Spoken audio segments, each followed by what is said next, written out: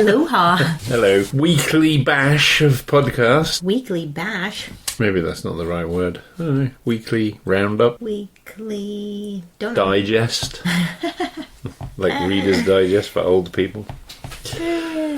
So, hello everybody. We were on the old Bruce Trail today. We did a bit of a revisit. Back up on Brucey, babes. So, I guess we were close to Vineland, and it's Kinsmen Park is the proper place where you actually park, I believe. Which I think is a place in Sault Ste. Marie, too. Just to say, that is where I'm from. I guess, is Kinsmen...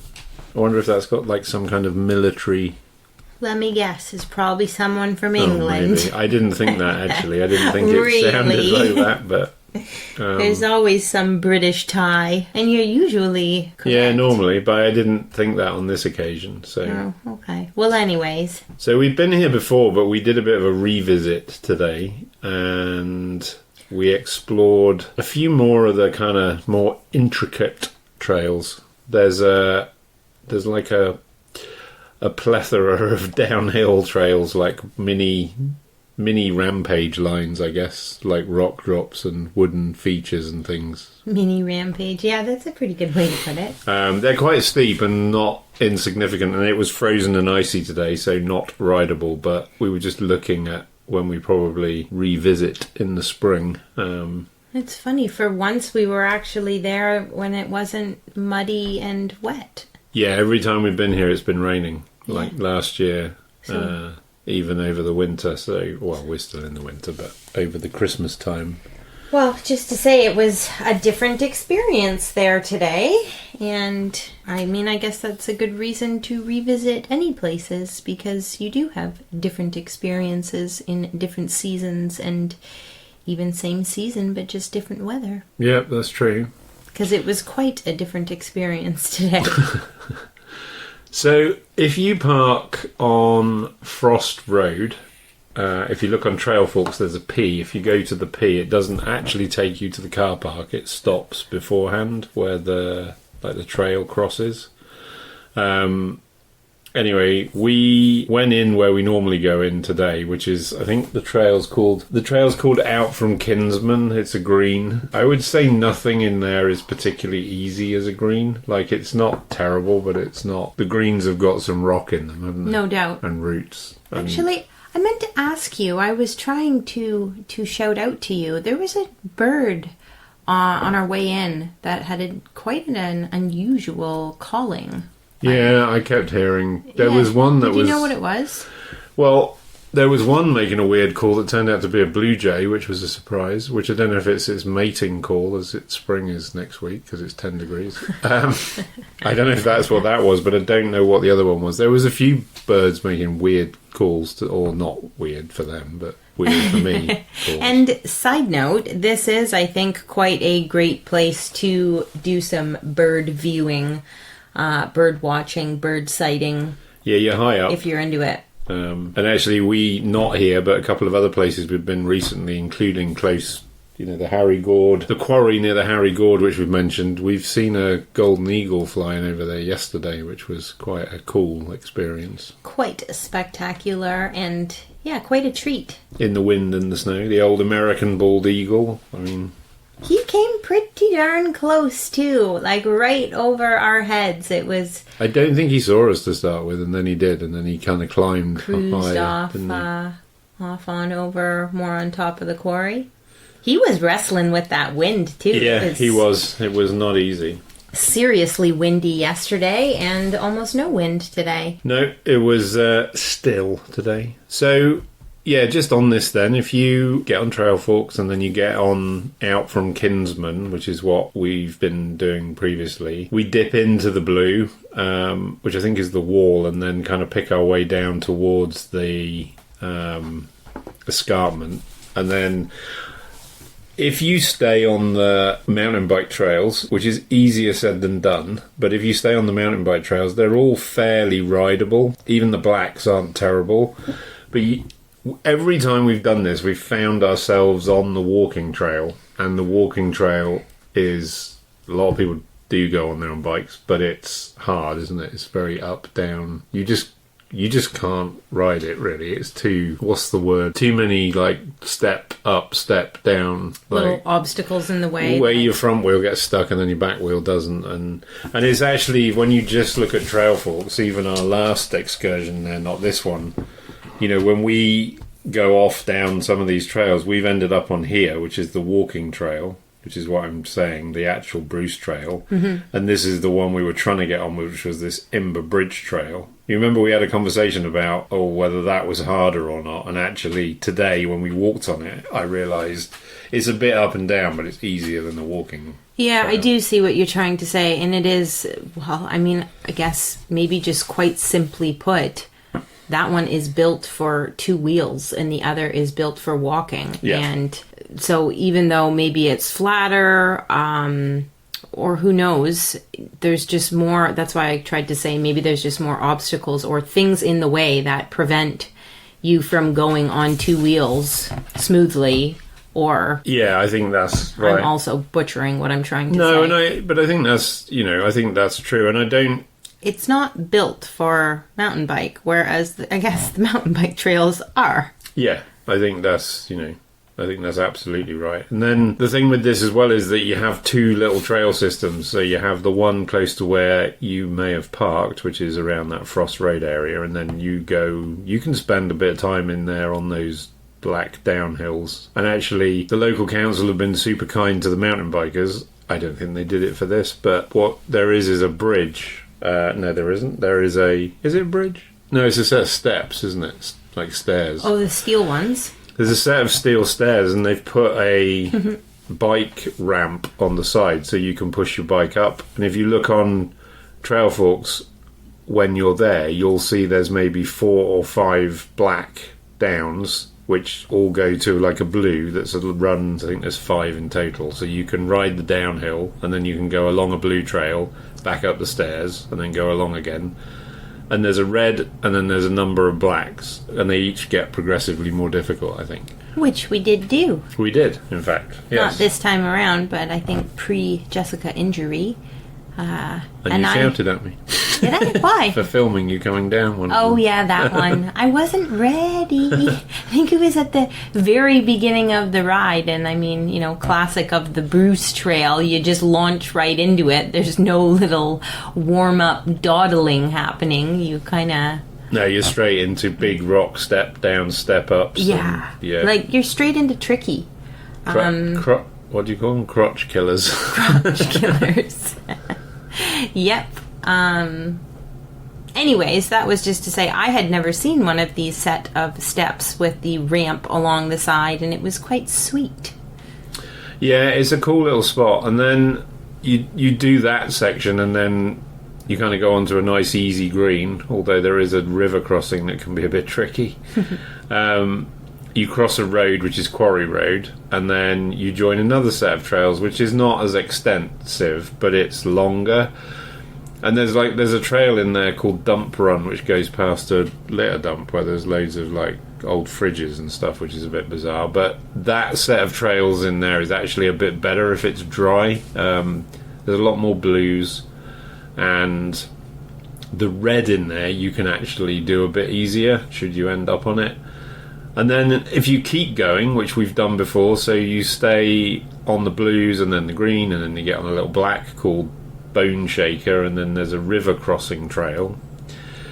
The red walking path then becomes a red solid, which is called Megalomaniac Traverse. And then that kind of just ends up coming out onto Cherry Avenue, which is kind of the end of the riding. So it's like... When we did the whole thing, it's a good, 4 hours maybe. It's not nothing, and it's intricate and technical. It's not a beginner spot, though, I would say. I would not say so. No. And not to say that you couldn't give it a whirl. And that section further over to the east, like as Jamie was just saying, once you cross over the road where there's that sort of long blue, But that could be a little bit more beginner, could it not? Yeah, but I mean, I think the thing with this is, like, on a dry summer day, Right. when you've had 3 weeks of no rain, I think all the blues and the greens are fine. Because the rock's dry and grippy, and it's They are a little, quite grippy. little bit intimidating, but it's okay. I think on a damp early spring, late autumn day, Game changer. and even the greens become Blue. just difficult. Or black. And you need to kind of know where you are, because not only is the roots slippery, but the rock is slippery, and then you get like that slippery leaf surface on top, and then you also get like a weird slippery mud on top. And the landowner there is cool. I mean, he lets everybody on there, horses, motorcycles, side by sides, but the bits that they've been on, they're even more slippery because they just leave like a coating of slippery mud on there. It's not their fault, but when you then come along on your mountain bike, it just fills your tread up, and then it's like slick as you like. So in all the places we talk about where you can go if you're a beginner, you can go for sure, but just go into it with your eyes open. And I think that that's a pretty darn accurate piece of the puzzle there, is that the weather in this location will completely, well, as I started at the beginning, will completely change your experience at this place. yeah, and today it was a bit snowy actually, which was a different kind of condition, and frozen, and that would be a whole other set of tricky challenges, No I think. doubt. So yeah, it's a cool place though. If you were visiting the Niagara region and you wanted to go mountain biking somewhere, I would pick this place one way or another, because the view from the escarpment is definitely worth the effort, even if you have to walk some of it. It's a cool view, and you feel exposed to the world. It's totally gorgeous, and not just the views, like the actual, just the woods are them themselves, and the rock and the moss, and being in there is quite magical. And then you're right, the views on top of it, and it's it's a real adventure through there for sure. I think as well it's a good place to, personally, I would like to go back on a summer's evening when we're down here now, so I could see it being a good place to go and session some of those features and learn some of those areas a bit better. I also think there's a build potential in there, and I don't mean massive like construction, but there are some like rock wall areas where you could definitely build some features to practice doing drop-offs or step-ups on your own, like away from everybody. And yeah, I do think if you got a plan out to Quebec planned and you've not ridden on rock before, going and sessioning all those little black short downhills for a day would be exhausting by the time you've walked back up the steps 500 times. But it would help your riding actually a lot, because it's technical enough and intricate enough, I think. Absolutely. So yeah, it's a place that I'm fond of. I just feel like I need to get to know it a bit better, I think. Well, and it's funny, we were kind of just talking a bit earlier about how you're now on the topic of, this being a place that you'd like to return to and session practice at, repeat, ride over and over certain features or certain parts or the whole darn thing. We probably will.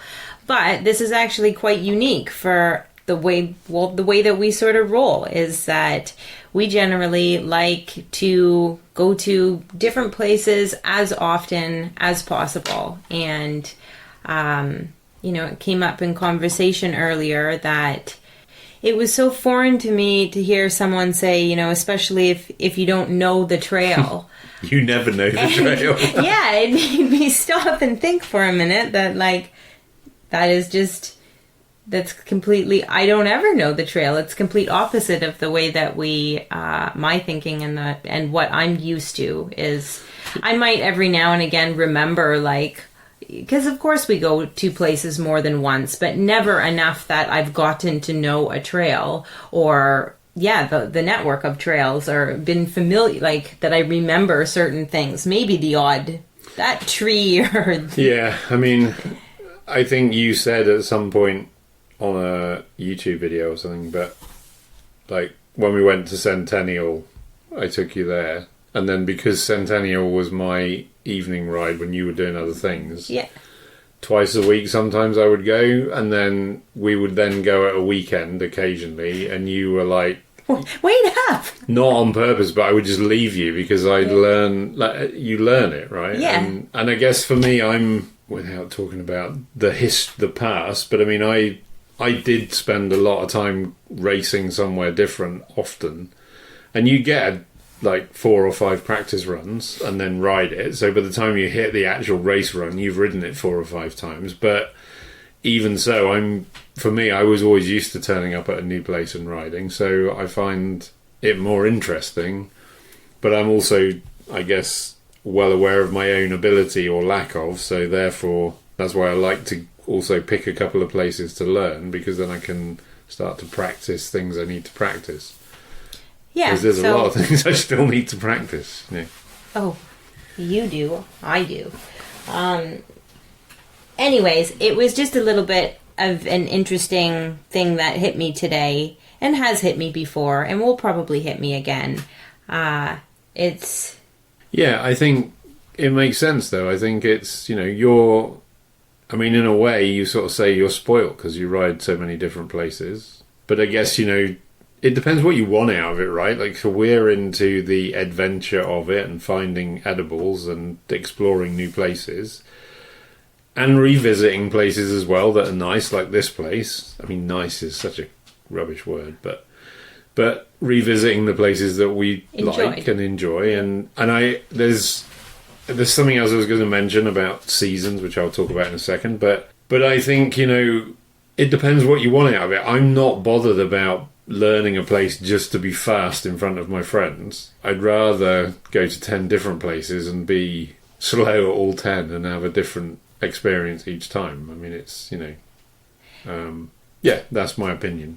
Yes, and I was not at all trying to say that there's something better or worse about one or the other. And of course, there's pros and cons to one or the other.